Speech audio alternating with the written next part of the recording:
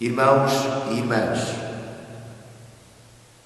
o único meio de termos a certeza da salvação é vivermos em conformidade com os ensinos de Jesus Cristo. A eleição de Deus para a salvação implica, infalivelmente, nos eleitos, a regeneração pelo Espírito Santo. Portanto, sem a santificação visível na sua vida, ninguém pode afirmar ser um eleito de Deus. O crente deve esforçar-se por viver pela fé de acordo com a vontade de Deus.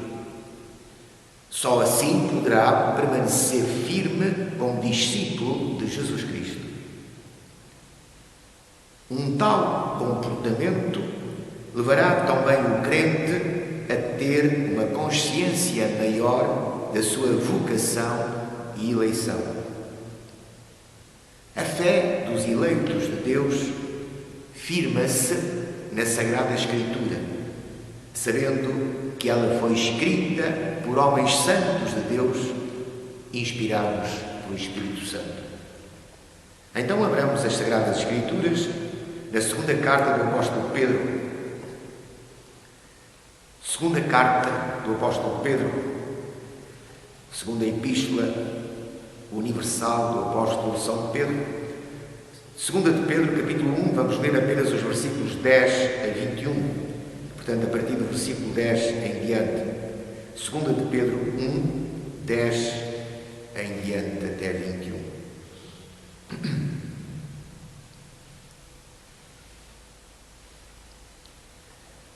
Portanto, irmãos, procurai fazer cada vez mais firme a vossa vocação e eleição, porque fazendo isto, nunca jamais tropeçareis, porque assim vos será amplamente concedida a entrada no reino eterno do nosso Senhor e Salvador Jesus Cristo. Pelo que não deixarei de exortar-vos sempre acerca destas coisas, ainda que bem as saibais e estejais confirmados na presente verdade. E tenho por justo, enquanto estiver neste tabernáculo, despertar-vos com admoestações, sabendo que brevemente hei de deixar este meu tabernáculo, como também o nosso Senhor Jesus Cristo já me tem revelado. Mas também eu procurarei, em toda a ocasião, que depois da minha morte tenhais lembrança destas coisas. Porque não vos fizemos saber a virtude e a vinda do nosso Senhor Jesus Cristo, seguindo fábulas artificialmente compostas. Mas nós mesmos vimos a sua majestade. Porquanto ele recebeu de Deus Pai honra e glória, quando da magnífica glória lhe foi dirigida a seguinte voz: Este é o meu Filho amado, em quem me tenho comprazido. E ouvimos esta voz dirigida do céu, estando nós com ele no Monte Santo. E temos muito firme a palavra dos profetas, à qual bem fazeis em estar atentos, como a uma luz que alumia em lugar escuro, até que o dia esclareça e a estrela da alva apareça no vosso coração. Sabendo primeiramente isto, que nenhuma profecia da Escritura é de particular interpretação, porque a profecia nunca foi produzida por vontade de homem algum, mas os homens santos de Deus falaram inspirados pelo Espírito Santo. Oremos. Pai Santo, também precisamos agora que Tu nos ensines pelo Teu Espírito, que Tu nos instruas através da Tua Palavra pelo Teu Espírito.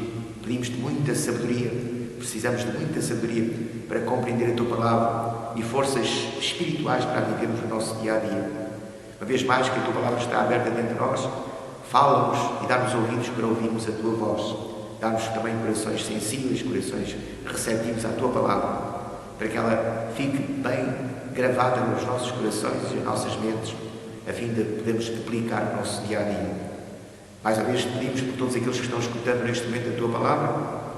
Só Tu sabes as necessidades, as carências de cada um deles, quer física, quer espiritual. Enfim, Tu conheces todas as coisas, tudo está nas Tuas mãos. Sabemos que realmente podemos confiar em Ti em todos os momentos e circunstâncias da nossa vida. Em todos os momentos e circunstâncias Tu nos diriges e nos guardas, porque És o nosso Pai que está nos céus, És o nosso Deus e em Cristo Jesus és também o nosso Redentor e Salvador. Por isso, humildemente fala-nos hoje através da Tua Palavra e opera em cada um, segundo os Teus desígnios também para cada um. É o que pedimos para a Tua glória, em nome do Senhor Jesus Cristo. Amém. Vamos meditar depois neste texto.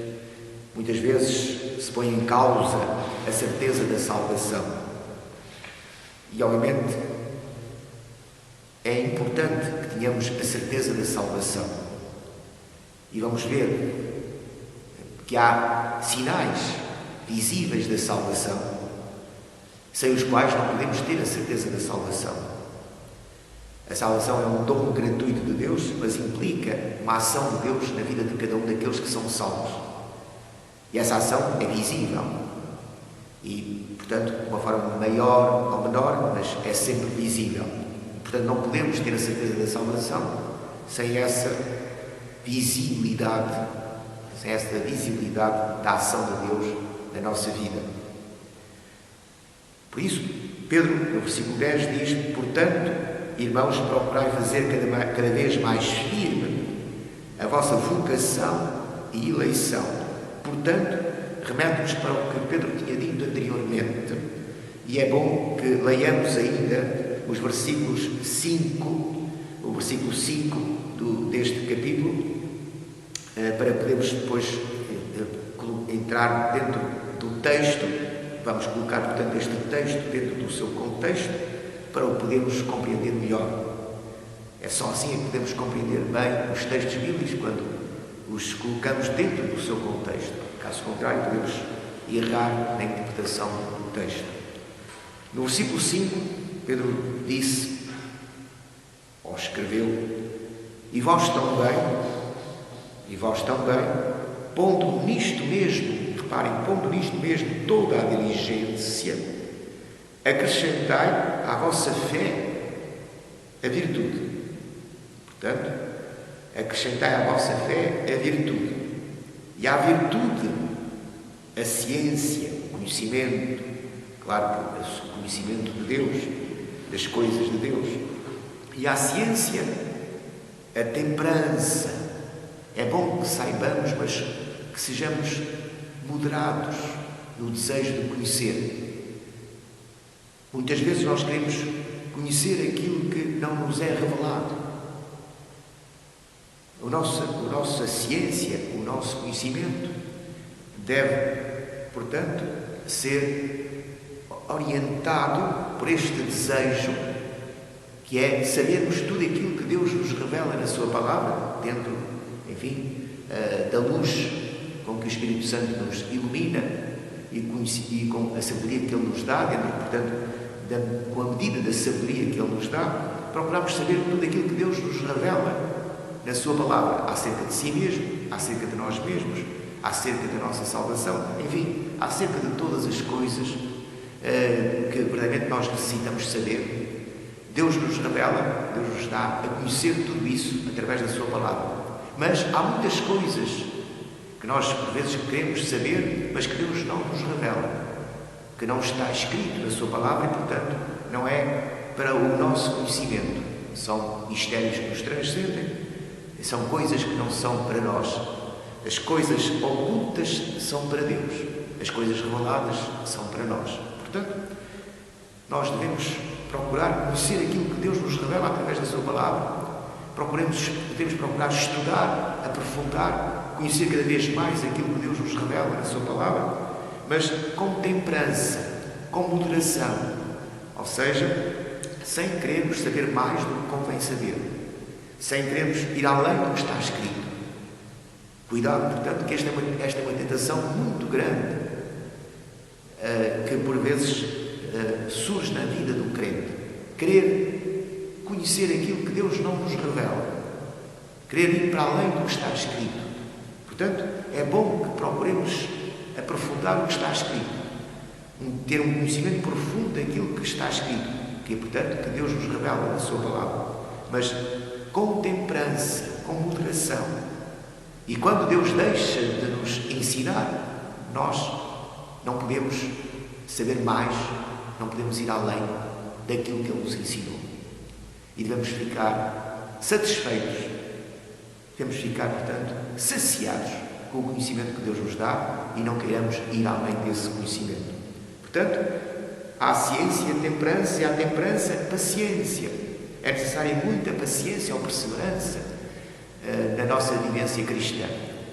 Portanto, não esqueçamos que nós iniciamos um trajeto que tem um alvo, que tem uma meta, e até atingirmos essa meta, até atingirmos esse alvo, temos de percorrer esta caminhada, este caminho, com muita paciência, com muita perseverança. Há muitas coisas que procuram desviar-nos do caminho.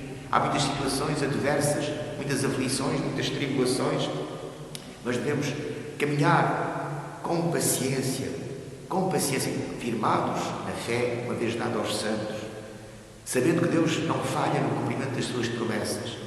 E, portanto, no momento certo, Ele virá em nosso auxílio, Ele virá em nosso socorro. Ele está sempre connosco, está sempre à nossa beira, está sempre sustentando-nos com a sua destra. Portanto, a paciência, a piedade, esta vivência em comunhão com Deus. Só podemos chegar ao alvo, cortar a meta com êxito, se vivermos em piedade. Viver em piedade e viver em comunhão com Deus. Uma vida verdadeiramente dependente de Deus, totalmente dependente de Deus. E há piedade, o amor fraternal, que nos leva, portanto, a viver em comunidade, a amarmos os nossos irmãos, a vivermos em comunhão uns com os outros, porque estamos em comunhão com Deus. Se estamos em comunhão com Deus, estamos em comunhão uns com os outros. Portanto, o amor fraternal nos une. E, portanto, também o amor fraternal é uma força para nos manter fiéis na direção correta, neste caminho que estamos a trilhar. E o amor fraternal, o amor por excelência, o amor a Deus acima de todas as coisas, aquele amor que Deus derrama nos nossos corações e que nos faz não só amar a Ele, como amar os nossos irmãos. Então, irmãos, vede, ponto neste mesmo toda a diligência, ou seja, o crente deve ser diligente e procurar, portanto, à sua fé acrescentar todas estas características da vivência cristã. E é assim, quando todas estas características são visíveis na vida do crente, que verdadeiramente nós podemos ter a certeza da nossa vocação e da nossa eleição. Deus nos elegeu para a salvação. Isto é visível na nossa vida, porque verdadeiramente há na nossa vida não só fé, mas também virtude, ciência, temperança, paciência, piedade, amor fraternal, amor por excelência. Então, irmãos, procurai ser diligentes na busca destas características. Procurai se na vossa vida existem estas características. Certamente que ireis ver, se fordes sinceros e honestos, que muitas delas ou algumas delas falham na vossa vida. Então procurai com diligência, buscai com diligência aquelas características que falham na vossa vida, aquelas características que aqui são salientadas e que falham na vossa vida. O que é que está mal na vossa vida? Então buscai verdadeiramente com diligência estas características. E quando estas características começam a ser uma realidade na vossa vida, vós podeis ter a certeza que isso existe em vós, porque o Senhor vos está a santificar em Cristo Jesus. E o Senhor vos está a santificar em Cristo Jesus, porque vós sois família de Deus. Esta é a vossa vocação. Filhos de Deus, amados de Deus, porque Deus vos elegeu em Cristo antes da fundação do mundo, para seres santos e irrepreensíveis diante dele. Então, esta realidade, estas características revelam que Deus vos está a santificar. e que agora, em Cristo Jesus, vós sois santos e irrepreensíveis diante dele. Portanto, e este amor nos une, este amor de Deus para connosco nos une a todos no amor fraternal e no amor a Deus. E assim, diz Pedro, procurai fazer cada vez mais firme a vossa vocação e eleição, buscai estas características da vossa vida. Pedi ao Senhor que vos dê a força e o poder para que estas características sejam uma realidade na vossa vida. Porque fazendo isto, nunca jamais tropeçareis. Cuidado com aqueles que pensam que estão salvos e que, portanto, podem descansar inteiramente na salvação, porque a salvação não se perde. Mas a salvação não se perde se ela existe. E se ela existe, estas características têm de ser visíveis. Em maior ou menor, medida, em maior ou menor medida, mas estas características têm de ser visíveis na vida do salvo. Se estas características não são visíveis na vida do salvo, não podemos ter a certeza da salvação. A salvação é um dom de Deus, é uma graça de Deus. É pela graça que somos salvos. Não é pelas nossas obras, mas é pela graça que somos salvos. Mas essa graça de Deus implica uma ação salvadora de Deus. E essa salvação é uma obra de regeneração, de transformação da mente e do coração. É uma obra de vivificação. Agora temos uma vida nova, somos novas criaturas em Cristo Jesus. As coisas velhas passaram, tudo se fez novo. E quando isto é uma realidade, nós podemos ter a certeza da salvação. E a nossa vocação e a nossa eleição fica mais firmada. Há uma maior convicção acerca da nossa vocação. Somos, na verdade, família de Deus. Somos filhos de Deus em Cristo Jesus. Porque Ele nos elegeu em Cristo para sermos seus, para sermos sua família. E fazendo isto, nunca jamais tropeçareis. Porque os crentes podem ser negligentes, e isso pode levá-los a muitos tropeções. Cuidado, a maior parte dos tropeções que surgem, dos tropeços que surgem e dos tropeções que se dão na vida do crente é proveniente da negligência, porque o crente não procura com diligência as coisas de Deus, o poder de Deus, a dependência de Deus. Porque assim, diz Pedro, vos será amplamente concedida a entrada no reino eterno do nosso Senhor e Salvador Jesus Cristo. Portanto, é quando existem em nós estas características, então nos será amplamente concedida a entrada no reino eterno do nosso Senhor e Salvador Jesus Cristo. Notai que estas características são obra de Deus em nós. Não somos nós, verdadeiramente, que alcançamos estas características pelo nosso esforço pessoal. Estas características são uma realidade em nós porque Deus opera em nós. Porque Deus, pelo seu Espírito, habita em nós, nos guia e nos dirige. Então, devemos depender inteiramente de Deus e buscar continuamente esta dependência de Deus, viver em submissão a Deus. E sendo assim, então nós podemos ver a obra de Deus na nossa vida. E Pedro diz, e assim nos será amplamente concedida a entrada no reino eterno do nosso Senhor e Salvador Jesus Cristo. Quanto mais abundarem em nós estas características, maior será a certeza da nossa salvação, a certeza de que nos será amplamente concedida a entrada no reino eterno do nosso Senhor e Salvador Jesus Cristo. Reparem, do nosso Senhor e Salvador Jesus Cristo. Cristo é o nosso Senhor, é o Senhor da nossa vida, é Ele que nos dá todas estas características, é Ele que realmente opera em nós todas estas características. E, portanto, nós dependemos dEle porque Ele é o nosso Salvador. Por isso, Pedro, dada a importância das palavras que está a dirigir e que está, portanto, a expressar a importância que elas têm para a vida dos crentes, para a vida do crente, diz, pelo que não deixarei, no versículo 12, pelo que não deixarei de exortar-vos sempre acerca destas coisas. Portanto, vejam, Pedro diz: porque não deixarei de exortar-vos sempre acerca destas coisas, ainda que bem as saibais e estejais confirmados na presente verdade. É sempre bom meditarmos, estudarmos e meditarmos na palavra de Deus. Mesmo quando nós já a conhecemos bem, e damos graças a Deus, quando isso é uma realidade na vida do crente, quando o crente conhece bem as Sagradas Escrituras, conhece bem a palavra de Deus, mas há sempre coisas novas, mesmo naqueles textos que nós já conhecemos de cor, que já conhecemos perfeitamente bem, há sempre algo de novo que Deus nos vai dizer quando nós lemos novamente aqueles textos bem conhecidos, aqueles textos que bem conhecemos. Há sempre algo de novo. E também é bom que meditemos naquilo que já sabemos. É bom que aprofundemos o conhecimento daquilo que já sabemos, para que esse conhecimento fique enraizado no nosso coração e na nossa mente, para que possamos viver em conformidade com esse conhecimento que temos.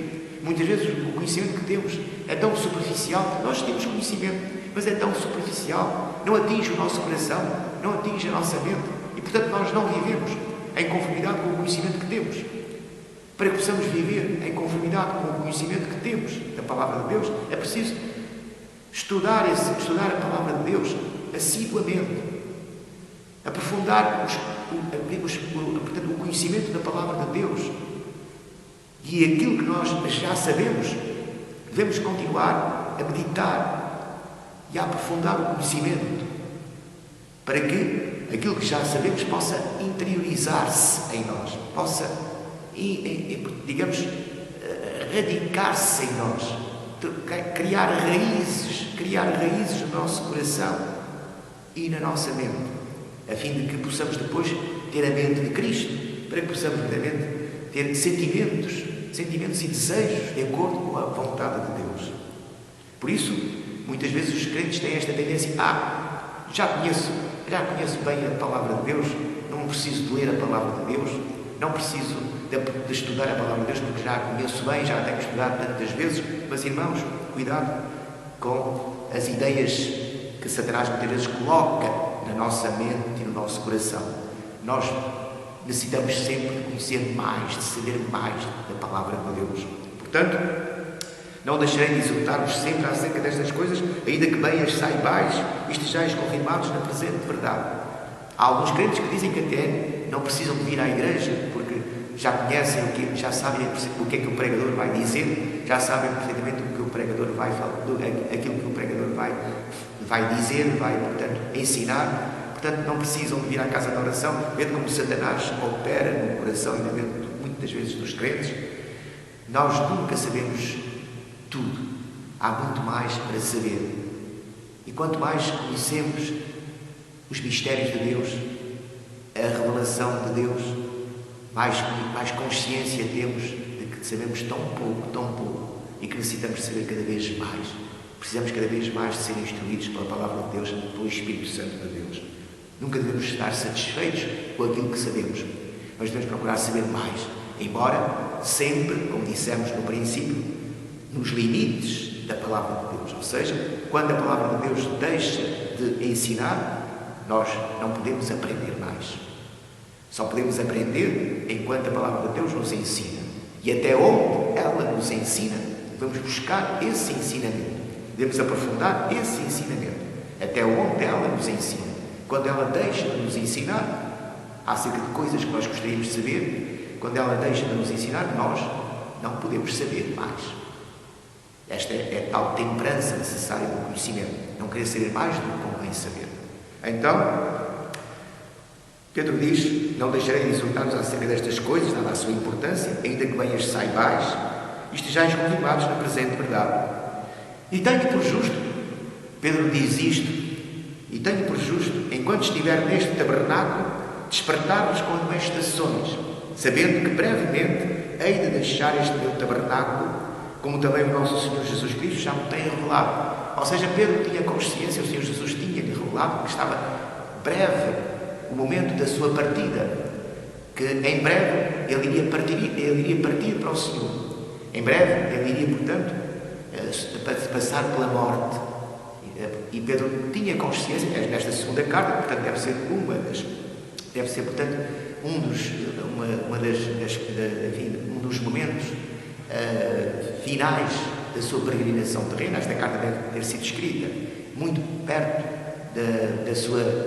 da sua morte, segundo, a história narra. Pedro acabou por ser crucificado como o Senhor Jesus Cristo por causa da sua fé, mas o facto concreto é que ele, portanto, deu a sua vida pela fé em Cristo Jesus, e o Senhor Jesus tinha portanto, anunciado esta realidade, e Pedro estava consciente de que em breve, reparem, tenho por justo, enquanto estiver neste tabernáculo, Pedro refere-se ao seu corpo como um tabernáculo. Na verdade, o nosso corpo é o templo do Espírito Santo, é um tabernáculo. O tabernáculo era o lugar onde estava o Senhor, onde o Senhor se revelava ao seu povo. O tabernáculo, depois o templo, ou seja, a presença de Deus no meio do seu povo se revelava no tabernáculo. É certo que Deus está em toda a parte e se revela em toda a parte, mas no tabernáculo Deus se revelava de uma forma particular, de uma forma mais profunda e visível com o seu povo. Daí os sacrifícios que se faziam, os sacrifícios que se faziam nos cultos e que se tributavam no tabernáculo. Ali estava a presença do Senhor de uma forma particular no meio do seu povo. E o nosso corpo também é o templo do Espírito Santo. Por isso o nosso corpo é um tabernáculo. Sabendo que brevemente hei de deixar este meu tabernáculo, como também o nosso Senhor Jesus Cristo já me tem revelado. Ou seja, o seu Espírito iria para Deus, iria deixar o seu tabernáculo. Este corpo que nós temos, um dia vai descer ao pó. É pó e ao pó voltará, como está escrito. Portanto, este corpo vai descer ao pó. Se, entretanto, o Senhor Jesus Cristo não vier, e se o Senhor Jesus Cristo vier e nós estivermos nesta peregrinação, então os nossos corpos serão transformados num abrir e fechar de olhos. Também passarão pela morte, é certo, mas não serão desfeitos em pó, passarão, serão transformados num abrir e fechar de olhos. Mas a maior parte, a esmagadora maioria dos crentes, certamente morrem, ou seja, o seu corpo vai para o pó, o seu espírito, portanto, sai do tabernáculo em que habitou para ir para a morada que o Senhor tem para aqueles que são seus, a morada eterna que o Senhor tem para aqueles que são seus, aguardando também a própria ressurreição deste tabernáculo, a própria ressurreição do corpo. Mas, entretanto, o nosso espírito vai para Deus, há uma morada para o crente. Jesus foi preparar-nos um lugar para que onde Ele estiver estejamos nós também. E, portanto, o nosso espírito vai para Deus, vai descansar no seio de Deus, nos braços do Senhor, e iremos, portanto, para aquela morada que o Senhor está preparando para nós, aguardando, repito, que quando o Senhor Jesus vier, aguardando, portanto, quando o Senhor Jesus vier, a ressurreição dos nossos corpos, portanto, a redenção dos nossos corpos, então teremos um corpo glorioso semelhante ao corpo de Cristo ressuscitado. Mas, entretanto, nós deixamos este tabernáculo, deixamos este corpo e partimos para o Senhor. Portanto, Pedro diz, sabendo que brevemente hei de deixar este tabernáculo, então o nosso Senhor Jesus Cristo já me tem revelado. Mas agora diz Pedro, mas também eu procurarei em toda a ocasião que depois da minha morte tenhais lembrança destas coisas. Reparem, como o Senhor é bom e como o Senhor responde às orações e aos desejos daqueles que são fiéis. Pedro diz, eu procurarei em toda a ocasião que depois da minha morte tenhais lembrança destas coisas. Irmãos, Pedro morreu há mais de 2000 anos. Pedro morreu há mais de 2000 anos. E nós estamos aqui a recordar aquilo que Pedro escreveu antes de partir, antes de morrer. O desejo de Pedro, por isso ele escreveu esta carta, por isso ele escreveu as cartas que escreveu. Também, certamente, temos duas cartas dele, pelo menos temos duas cartas dele, a primeira e a segunda. Não sabemos se escreveu mais, eventualmente, mas aquelas que Deus preservou para nós, são o suficiente para que estas admoestações que Pedro desejava que permanecessem para além da sua peregrinação terrena, seja uma realidade. Não só os crentes do seu tempo continuaram a ser admoestados por Pedro, mesmo depois da sua morte, como ainda nós hoje continuamos a ser admoestados e exortados por Pedro, muito depois da sua morte. Porque Pedro foi inspirado pelo Espírito Santo para escrever o que escreveu, para nos deixar estas exortações, para que possamos meditar nelas e para que Deus nos possa orientar e dirigir o seu Espírito através dessas admoestações e exortações. Por isso, aquilo que Pedro procurou, alcançou. Procurou em toda a ocasião, e esta foi exatamente uma dessas ocasiões, que depois da minha morte tenhais lembrança destas coisas.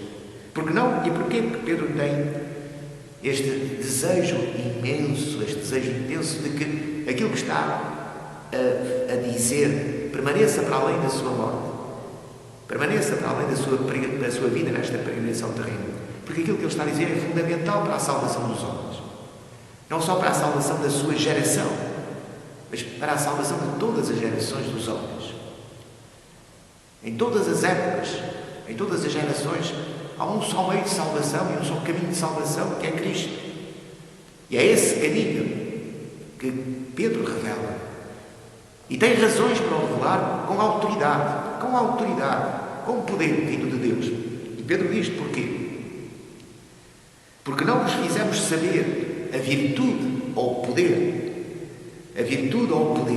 e a vinda do nosso Senhor Jesus Cristo, seguindo fábulas artificialmente compostas. Ou seja, aquilo que vos anunciámos acerca de Jesus, aquilo que vos dissemos acerca de Jesus não foi inventado por nós. Não é uma história inventada, imaginada por nós. Aquilo que vos dissemos acerca de Jesus, o que Jesus fez, o que Jesus disse, aquilo que nós vos revelamos acerca de Jesus, não é uma história inventada por nós, não é uma fábula artificialmente composta. Não. Nós mesmos vimos a Sua Majestade. Aquilo que nós vos revelamos acerca de Jesus é aquilo que nós vimos. Nós mesmos vimos. Os nossos ouvidos ouviram. Os nossos ouvidos ouviram, os nossos olhos viram. Nós podemos estar em comunhão com o Senhor. Lembramos a primeira carta do apóstolo João, em que ele começa precisamente a sua carta fascinado com esta realidade. No início da sua carta, da sua primeira carta, João diz o que era desde o princípio, o que vimos com os nossos olhos, o que temos contemplado e as nossas mãos tocaram da palavra da vida, porque a vida foi manifestada e nós a vimos e testificamos dela e vos anunciamos a vida eterna que estava com o Pai e nos foi manifestada. O que vimos e ouvimos, isso vos anunciamos. Portanto, reparem, tal como João, Pedro também aqui diz, tudo aquilo que nós vos dizemos acerca de Jesus Cristo é uma fábula artificialmente composta, não é uma história imaginada por nós. É algo vivido por nós. Nós vimos com os nossos próprios olhos, ouvimos com os nossos próprios ouvidos. Nós mesmos vimos a Sua Majestade. E depois diz, porque quando Ele recebeu de Deus Pai, Jesus recebeu de Deus Pai honra e glória, quando da magnífica glória lhe foi dirigida a seguinte voz: este é o meu Filho amado, em quem me comprazo, em quem me tenho comprazido, em quem me comprazo. Lembramos todos que Pedro, Tiago e João estavam no Monte Santo, no Monte da Transfiguração. Apareceram Elias e Moisés. E depois eles estavam conversando com Jesus acerca da sua morte. E uma nuvem os cobriu a todos. E Pedro, Tiago e João acordaram, despertaram e viram-se no meio desta nuvem. E desta nuvem que veio dos céus e que sempre representou a presença de Deus no meio do seu povo, quando mergulharam, quando penetraram nesta nuvem, quando esta nuvem desceu e eles penetraram nesta nuvem, ouviram uma voz do céu que dizia: este é o meu Filho amado, em quem me comprazo, em quem tenho todo o meu prazer, em quem tenho todo o meu prazer. Este é o meu Filho amado. Esta voz veio do céu e quando a nuvem se desfez, só estava Jesus presente diante deles. Portanto, isto foi testemunhado por Pedro, Tiago e João. O próprio Pai testemunhou: este é o meu Filho amado, em quem me comprazo. Aliás, testemunho que é repetido, porque já o tinha feito a quando do batismo de Jesus. Quando João Batista batizou Jesus e Jesus saiu da água, o Espírito Santo desceu como pomba sobre Jesus e do céu saiu uma voz, ecoou uma voz que dizia: este é o meu filho amado em quem me comprazo. Portanto, irmãos, Pedro podia testemunhar. Nós mesmos ouvimos com os nossos olhos, com os nossos ouvidos, nós mesmos ouvimos com os nossos ouvidos, vimos com os nossos olhos o testemunho do Pai. O Pai deu o testemunho do Filho: este é o meu filho amado em quem me comprazo. E ouvimos esta voz dirigida do céu, estando nós com ele no Monte Santo. E depois, para além deste testemunho dado audivelmente por Deus, há também um testemunho escrito. Deus já tinha um testemunho escrito acerca do seu Filho. As profecias do Velho Testamento. Todo o Velho Testamento revela Jesus Cristo. Todo o Velho Testamento é inspirado por Deus e revela Jesus Cristo. É a palavra de Deus e revela Jesus Cristo. Por isso Pedro diz: e temos muito firme a palavra dos profetas, à qual bem fazeis em estar atentos, como a uma luz que ilumina em lugar escuro. Lâmpada para os meus pés é a tua palavra e luz para o meu caminho. No meio das trevas em que vivem os homens, há uma luz que ilumina os homens, é a palavra de Deus. Portanto, temos muito firme a palavra dos profetas, à qual bem fazeis em estar atentos, como uma luz que ilumina em lugar escuro, até que o dia esclareça. Portanto, o Velho Testamento é esta luz que ilumina o caminho dos homens, e na plenitude dos tempos fez-se a plena luz. Digamos que a revelação de Deus é gradual. Deus se vai revelando gradualmente aos homens. E esta luz, revelada através dos profetas, revelada nas Escrituras do Velho Testamento, esta luz vai ser cada vez maior, vai ser cada vez mais resplandecente, até que surge a plena luz, até que surge o dia a iluminar todas as coisas. E os homens que viviam em trevas viram uma grande luz. E aqueles que viviam em trevas viram uma grande luz. E sobre eles resplandeceu a luz. Isto foi testemunhado pelos próprios pastores em Belém. A luz iluminou estes pastores. Das trevas resplandeceu a luz. E, portanto, esta palavra dos profetas já iluminava os homens nesta noite escura em que viviam. Até que foi crescendo esta luz, até que surgiu a estrela da alva, até que surgiu a estrela da manhã, até que surgiu a manhã, até que surgiu o dia. Jesus Cristo veio ao mundo na plenitude da divindade revelar a plenitude de Deus. Então, é bom que atentemos para as Escrituras dos profetas, como esta luz que vai ser cada vez maior, até que possamos penetrar nesta luz total e plena que é Jesus Cristo e sejamos iluminados por Cristo. Mas esta luz dos profetas nos conduz à luz plena que é Cristo. Por isso é bom estarmos atentos à palavra dos profetas como uma luz que ilumina um lugar escuro até que o dia esclareça e a estrela da alva apareça no nosso coração, até que o Espírito Santo nos ilumine e nos dê entendimento para compreendermos não só os profetas, mas também a revelação de Cristo. Sabendo primeiramente isto, é importante que tenhamos consciência daquilo que Pedro nos vai dizer, é muito importante. Nenhuma profecia da Escritura é de particular interpretação, porque a profecia nunca foi produzida por vontade de homem algum. Mas os homens santos de Deus falaram, inspirados pelo Espírito Santo. Isto é muito importante, irmãos. Quando lemos as Sagradas Escrituras, quer seja o Velho Testamento, como uma luz que vai iluminando cada vez mais até à plenitude da revelação que é Jesus Cristo, e depois essa revelação plena no Novo Testamento, quando lemos as Escrituras tanto do Velho Testamento como do Novo Testamento, temos que ter consciência de que os profetas neste caso concreto, quando falavam, não falavam em nome pessoal. Eles não transmitiam ao povo uma interpretação particular. Eles não transmitiam ao povo aquilo que eles, digamos, pensavam acerca das circunstâncias que haviam de vir ou acerca das circunstâncias em que viviam. Eles não falavam ao povo segundo aquilo que eles particularmente interpretavam. Eles falavam em nome do Senhor Jeová. Assim diz o Senhor. Assim diz o Senhor. Assim diz o Senhor. Portanto, as profecias do Velho Testamento não foram, digamos, não são interpretações humanas. Concretamente, quando Jeremias, Isaías, Ezequiel e todos os restantes profetas, quando eles falam, falam em nome de Deus, não falam em nome pessoal. Isaías não transmite, não comunica ao povo aquilo que ele pensa.